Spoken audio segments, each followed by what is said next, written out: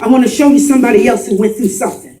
But because the promise was good, my God, it's good for you. The word hit me so hard this morning, I literally woke up in tears. My husband said, "Are you all right?" I said, "God is just good." Hallelujah. Thank you, Lord. Verse 1. And David said, "Is there yet any that is left in the house of Saul, that I may show him kindness for Jonathan's sake?" Now this is after David became king.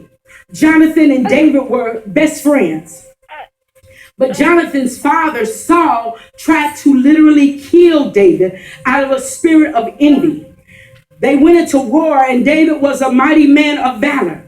And after winning the war, Saul, first of all, was the one who should have led the war, but instead he was sitting on his throne.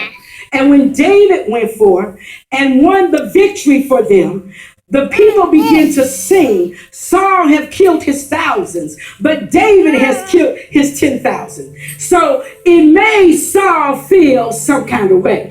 And Saul couldn't handle the fact that even though he knew his time was coming up and that David had been anointed to be king, Saul had a problem with the attention, the honor, the favor, the blessing that God had released upon David.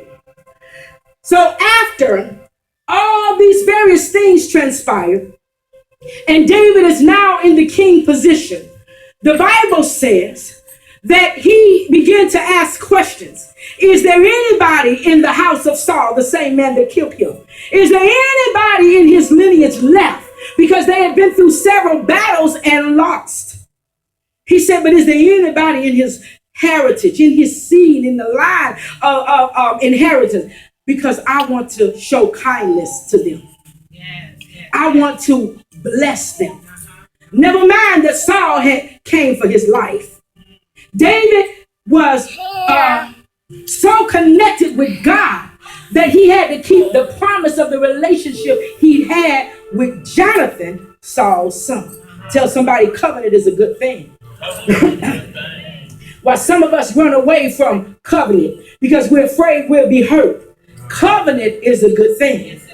So the Bible says, and there was of the house of Saul a servant whose name was Ziba. And when they had called him unto David, the king said to him, Art thou Ziba? And he said, Thy servant is he. And the king said, Is there not yet any of the house of Saul, that I may show the kindness of God unto him? And Ziba said unto the king, Jonathan has yet son, which is laid on his feet. So his best friend Jonathan, although Jonathan was gone, do you hear me? Yeah. David said, I got to release kindness. I got to release a blessing to the seed of Saul. And the servants of Saul, because if there were no children, you see, the servants were like family. Then now that puts them in alignment to carry out the family lineage. Do you hear me? So when David began to inquire, he found out Jonathan had a son. He said, but this one child that's left, just one. Tell somebody don't take but one. This one child that's left. Listen to me. The king said, where is he?